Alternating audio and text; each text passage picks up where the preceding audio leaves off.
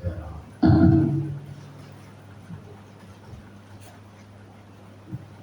Wakati ninatafuta somo la kuweza kufundisha, Roho Mtakatifu alielekeza kuweza kufundisha somo hili la imani, na sababu kubwa ni kwamba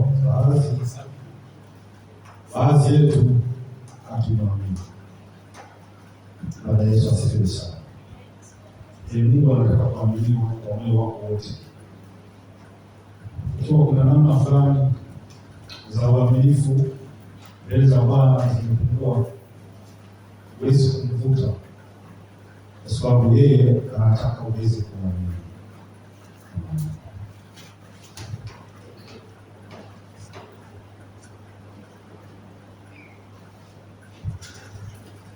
Amina. Basi naomba niweze kusoma maandiko kwa kitabu cha Warumi sura ya 5 mstari wa kwanza na wa pili. Warumi tunasomea kidogo. Warumi 5:1 mpaka 2. 5:1-2 inasema, basi tukiisha kuhesabiwa haki itokayo katika imani, na muwe na amani kwa Mungu kwa njia ya Bwana wetu Yesu Kristo.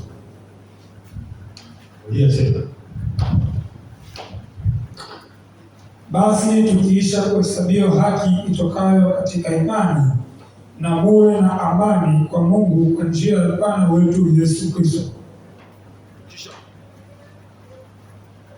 Kisha kuhesabiwa haki.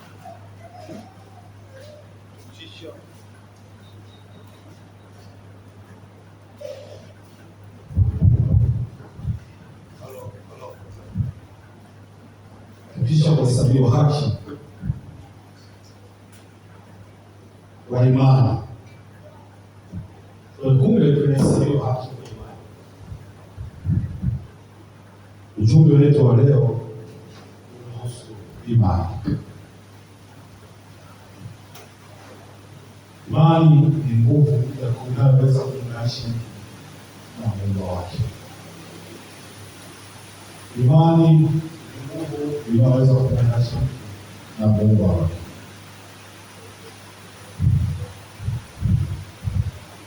Imani ni daraja linalomuunganisha mtu mwanadamu na Mungu.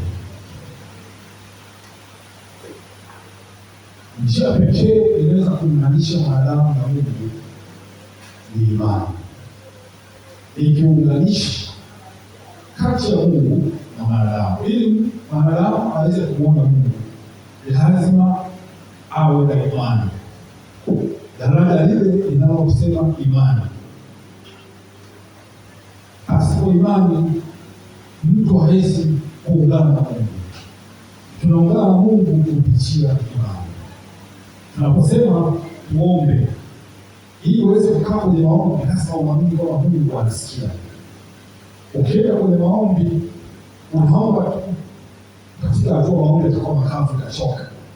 Katika hatua utaona kwamba hata maombi yanayoomba kama unaongea mwenyewe tu, hakuna majibu. Kwa hata maombi lazima uwe.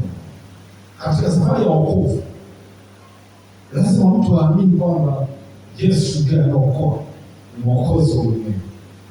Baada ya kuokoka anasamehe dhambi. Kwa akiamini, imani ndio inayounganisha na Mungu na Bwana Yesu. Hata matendo ya miujiza tunayoona, uponyaji, miujiza, yote hiyo imeunganishwa na imani. Pasipo imani hakuna miujiza. Pasipo imani hakuna uponyaji. Kwa imani ni kitu ambacho kinachotuunganisha moyo wa mwanadamu na Mungu. Mara nyingi huwa tunataka kuhusiana na Mungu kwa kutumia akili zetu. Akili zenyewe zinategemea na mazingira. Mazingira wakati mwingine yanaunganisha na akili, lakini Mungu tunatakiwa kumwamini si kwa mazingira pekee, lakini tunaamini kupitia imani ndani ya moyo wetu. Tunapoamini kwa akili, wakati mwingine akili inakataa, katika huo utaratibu wa kawaida wa kibinadamu, yale mambo tunayotarajia, akili naona, nataka kuona, na hiki kinakuja, na hiki nimeweka hiki, kinatokea hiki, akili hiyo. Lakini mambo ya kimungu na maamini Mungu kwa mambo ambayo akili haioni, imani, mambo yasiyoonekana, lakini bado na maamini Mungu.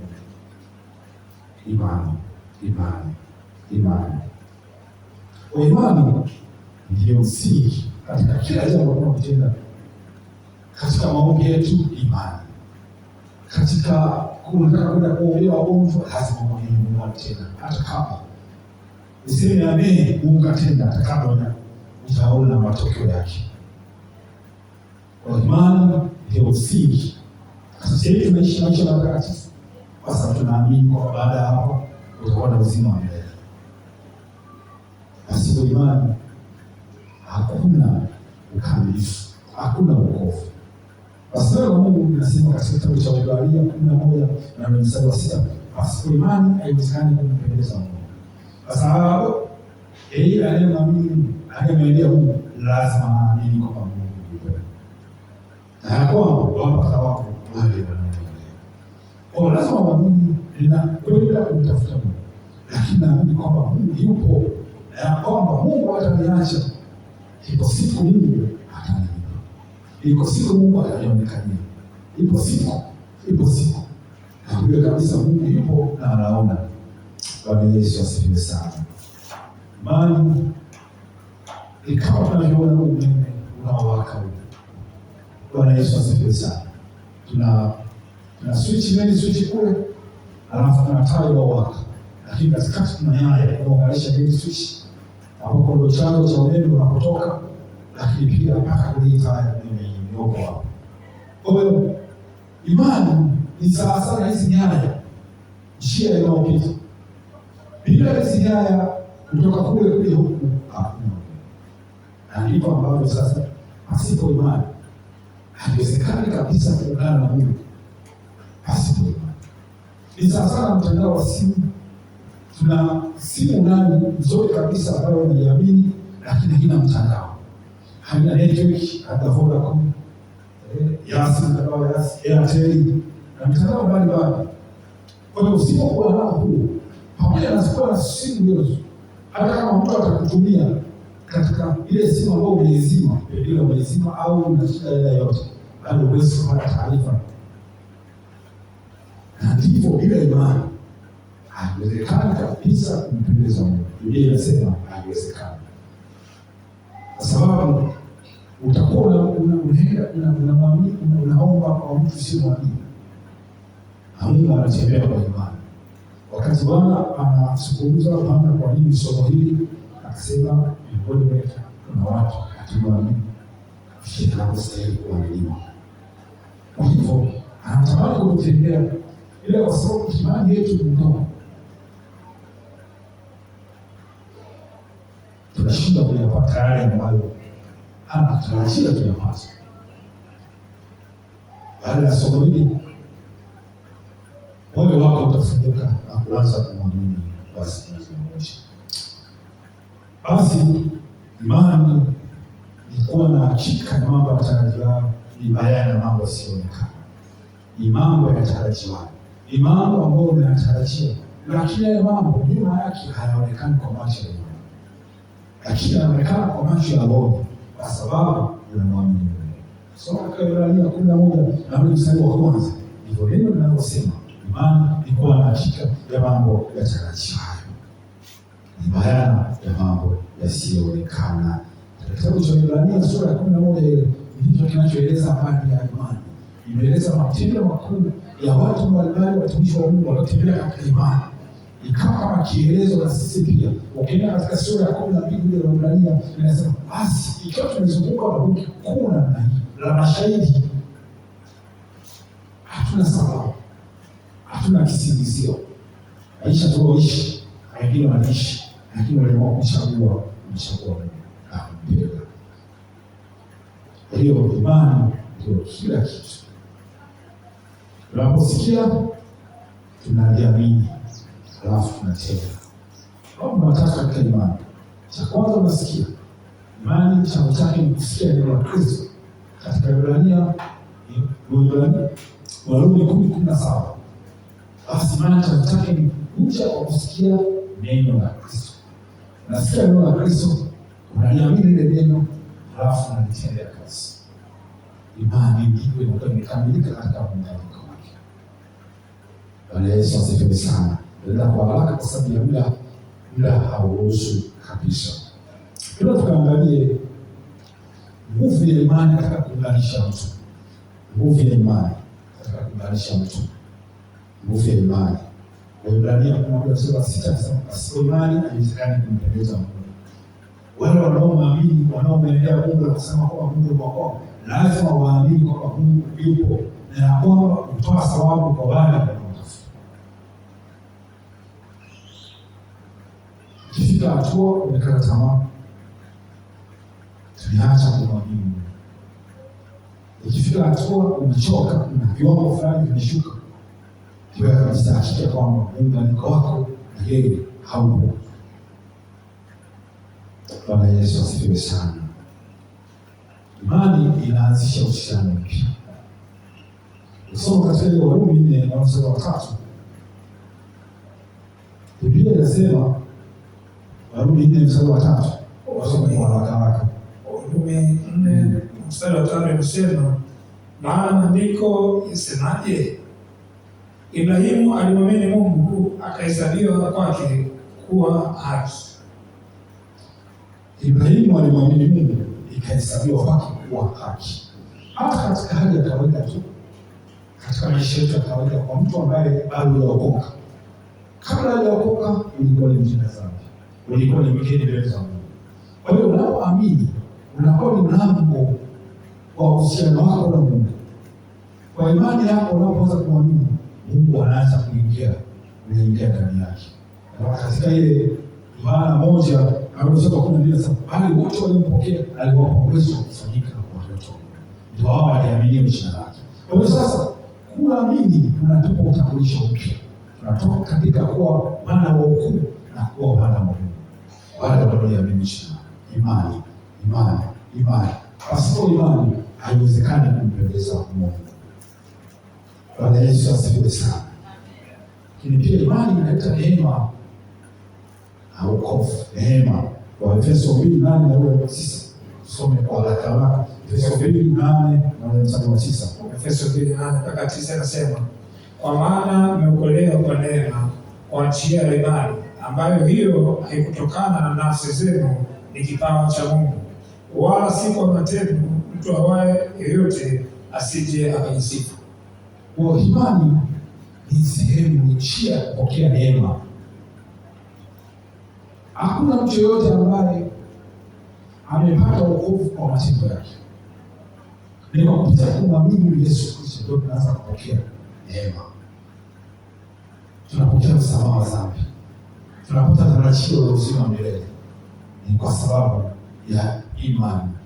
Tunapoamini tunapata neema ya kutembea pamoja na Bwana. Neema haiwezi kufanya kazi bila imani. Hii neema ambayo ndani ya Kristo, ya kwanza lazima umwamini. Ukiona umepungukiwa na imani, tumepungukiwa na neema pia. Kwa imani ni kiunganishi kubwa mno kati yetu sisi na Mungu. Ili tumkaribie Mungu, lazima uamini kwamba Mungu yupo, Mungu anasikia, Mungu ananiona, Mungu ananipenda, na Mungu yuko katikati yangu, hayuko ndani yangu. Bwana Yesu asifiwe sana. Amen. Lakini pia imani inampa mtu nguvu ya kuishi kwa mapenzi ya Mungu.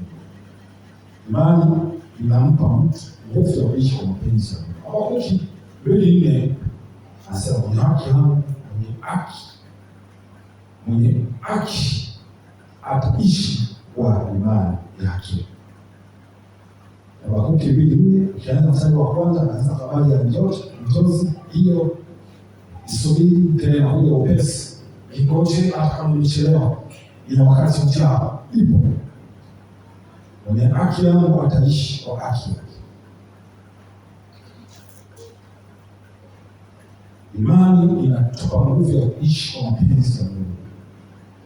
Imani si kama tukio la mara moja kama ile la wokovu la kuamini mara moja.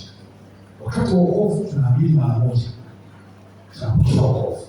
Lakini imani ni mfumo wa maisha yetu ya kila siku. Tunamwamini Mungu kila siku. Unapopiga hatua, unapoanza kuamka, unapotembea, unatembea katika uaminifu wa Mungu, mapenzi ya Mungu, katika hali ya kumpendeza Mungu. Sababu bila yeye, na utafanya mapenzi tofauti na yale ambayo amekutarajia. Imani ndio kila kitu. Waebrania 11:8 inamtolea mfano Ibrahim. Kuna wale nani anasema hivi, Ibrahim aliondoka katika nchi yake bila kujua anakokwenda. Alimwamini tu Mungu, alisikia toka uende katika nchi nyingine toka. Ibrahim bila kutaka kuoshi juu ya Mungu, alimwamini Mungu ndio yuko juu ya vitu vyote. Sisi katika nyakati tofauti Mungu anazungumza na sisi kwa mapenzi yake. Wakati Bwana ananiambia fundisha somo la mnyenyekevu, nataka kujua Mungu baada kutoka kufundisha somo la matunda ya Roho ndani yake, ndio uvumilivu, matendo ya neema, yale masomo yote ambayo yananiandama na mnyenyekevu. Bwana Yesu asifiwe sana. Nasema Mungu hana kusudi. Tunapaswa kumtii katika maisha yetu ya kila siku. Tunapoendelea kumtii namna hiyo, tunapoendelea kumwamini, tunaendelea kukaa ndani na kuungana na Kristo.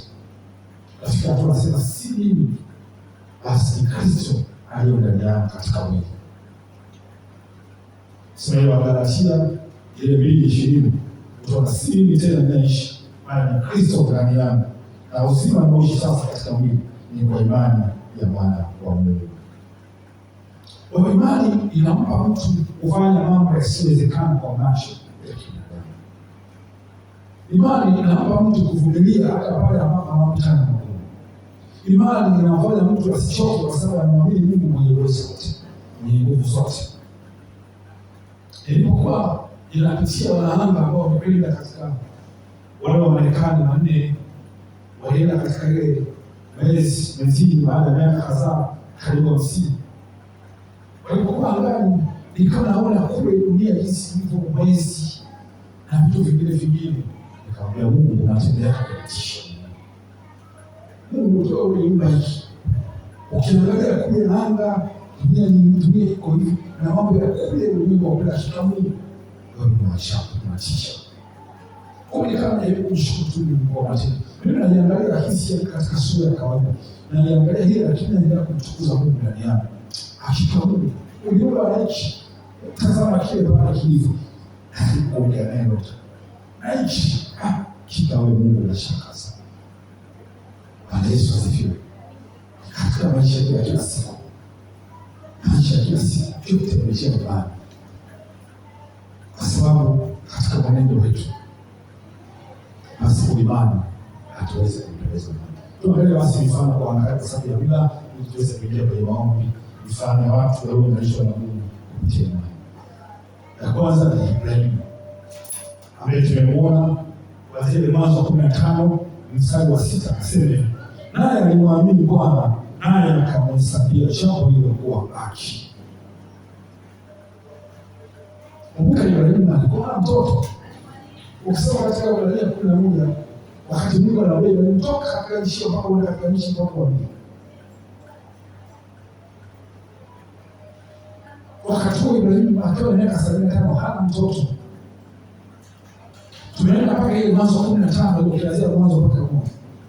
Bwana Ibrahim anaanza kumwambia Bwana katika Jozi, tazama mimi sina maana. Atakayeisi huyu ndio anasikia Bwana akaanza kumtoa, akaanza kumwambia mimi ni thawabu yako kwa mno. Ukiniamini mimi ni thawabu mno.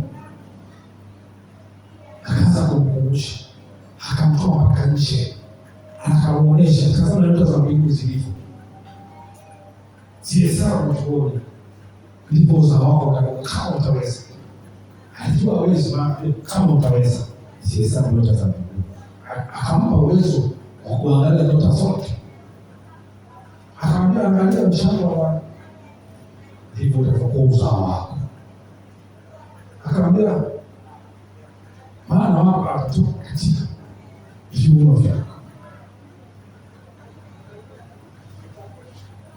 Angeona hata katika ile Mwanzo 22 Mungu alipomwambia Ibrahimu mtoe Isaka, Ibrahimu boshi. Kumbuka alipata mtoto miaka 20 bila kusudi haji. Akiwa na miaka 100 Ibrahimu anampata Isaka. Mke wake Sara akiwa na miaka 90 amepita kawaida, tumbo limekufa, hawezi kupokea mtoto, imepita hali ya kibinadamu. Bado Ibrahimu alimwamini Mungu, hakukuja naye, alipomwambia Ibrahimu, mtoe mwanao pekee upende mpaka nchi. Kwa imani Ibrahimu alikwenda kumtoa sadaka mtoto wake wa pekee katika umri wa miaka 114-15. Sasa wakati huo Isaka alikuwa na miaka 14. Kumbuka amezaliwa Ibrahimu akiwa na miaka 100, miaka karibu 40 hivi inaelekea tangu alipomwita. Kwa kipindi chote ambacho Ibrahimu ametembea na Mungu tayari ameshaimarika vya kutosha. Hakuuliza, alijua Mungu anaweza akampa tena katika maisha yake. Wakati mwingine ni rahisi sana kuweza kuliangalia, lakini si rahisi sana. Ibrahimu katika hali zote alimtazama Mungu, hakuangalia hali yake ya kimwili, akiangalia ile inayozunguka. Hakuweza kuuliza watu. Mungu alipomwambia mtoe mwanao wa pekee, hakwenda kujana na watu, hakwenda kutafuta ushauri wa watu. Alimwamini Mungu pekee. Bwana Yesu asifiwe sana. Wangapi tunapokuwa Mungu anasema na sisi, bado unapoamini atoe Mungu, unatafuta ushauri kwa watu wengine, unataka kujihakiki na Mungu. Wanadamu na jana ameni atakufa kesho. Bwana Yesu asifiwe sana. Matendo ya kuu ya Mungu yanatisha. Hatupasi kutegemea akili zetu katika imani, tunapaswa kumtegemea Mungu katika njia na majaribu tunayopitia. Kwa katika hali zetu za kawaida, kila mmoja na namna anapita. Mungu, imani yake inapimwa katika viwango. Je, tunamwamini Mungu au hapana? Kila hatua unapiga hatua moja kwenda mbele, kuna namna imani yako inapimwa. Kuna namna ambavyo je, tunamwamini Mungu? Tunamwamini neno lake, unatii. Bwana Yesu asifiwe sana. Watu wanaweza kuchelewa kuelewa, lakini Mungu atathibitisha siku moja. Neno lake si la uongo. Imani ni kushikilia ahadi za neno la Mungu, hata kama macho yako hayaoni. Unaamini tu kwamba Mungu ni maisha yangu, Mungu ni nguvu yangu, Mungu ni kila kitu. Wewe yeye ni yote katika yote. Ukijua hilo, fanya lolote analosema, sema ndio tu. Naamini Bwana. Yesu alikuwa katika kupanda miti, naamini mimi naweza kuyatendea haya. Akasema naamini Bwana. Lazima Yesu alini kila kitu anataka kutenda, alikuwa anawauliza, je, naamini? Bwana Yesu atende jambo lolote kwa kanuni ya ufalme. Basi kwa imani hawezi. Hata katika watumishi katika mashina makuu kufuatilia ugonjwa, alikuwa lazima aanze kumjengea imani yule mgonjwa. Bwana Yesu asifiwe. Je, naamini Yesu anaweza kutenda hivi? Imani ishaeleweka, ndipo yule mtu sasa aanze kusema inuka. Na baada ya hapo anampa Yesu utukufu. Sio yeye. Bwana Yesu asifiwe sana. Warumi 4:18 anasema yeye aliamini kwa tumaini. Kinyume na tumaini. Bwana Yesu asifiwe. Yeye ni kila kitu. Ibrahimu alimwamini Mungu. Je, tunaamini tunaposikia au tunapoona au tunaona kwanza, baadaye tunaamini. Tunaamini tunapoona au tunaanza kuona kwanza tunaamini. Biblia inatuambia kwamba tunapaswa kuamini alafu tuone baadaye. Imani. Pasipo imani haiwezekani kumpendeza Mungu. Haiwezekani kabisa. Haiwezekani. Kwa sababu ya muda anaenda haraka. Muda wetu umesonga mbele, tupate nafasi ya kuomba. Tuangalie pia mwanamke aliyevuta damu. Mwanamke wengi sinasikia wewe mwanamke aliyegusa kwa pindo Yesu alikuwa anatoka ndani miaka 12. Miaka 12. Bado mwanamke alikuwa anatoka damu mfululizo. Alikuwa ametengwa. Kwa kipindi cha Israeli, mtu anatengwa. Wale watu wote walikuwa wanakaa nasi. Ndio kwa sheria. Alikuwa ruhusiwa kwenda mbele za watu. Ukisoma katika Marko 5:25 mpaka 34 utasoma kwa muda wako, sababu muda wa ruhusu, lakini Yesu akamwambia mwanangu, imani yako imekuponya, nenda zako kwa amani. Mwanamke huyu aliteseka kwa miaka mingi, akaenda kwa waganga mbalimbali wa mgange wa mti, akatumia vyote alivyokuwa navyo mpaka vikaisha, tumaini lote likakaa, hata kile toka na tumaini likaisha. Lakini siku moja akamsikia Yesu mtenda miujiza. Anaanza akasikia kama ambavyo wewe leo unasikia kwamba Yesu anaponya. Yesu anaweza kukusaidia katika jambo usiowezekana. Yesu bado ana nguvu. Huyu mwanamke akaamua kuchukua hatua. Hakutaka kumtaka Yesu amguse. Alikwenda kumgusa kwa imani. Alisema tu nitakwenda kumgusa. Aliposema ile neno akaamua kuchukua hatua ili kudhibitisha hilo. Kumbuka, tunasikia, tunaamini, tunatenda. Kwa hiyo aliposikia akaniamini neno. Akaenda katikati ya watu wengi. Akasema naamini nikigusa tu nitapona. Imani sio na shaka, inaweza ikafanya. Imani ndio yenye kuchukua hatua. Ni bora zaidi kuliko imani kubwa isiyochukua hatua. Yesu anasema ukiwa na imani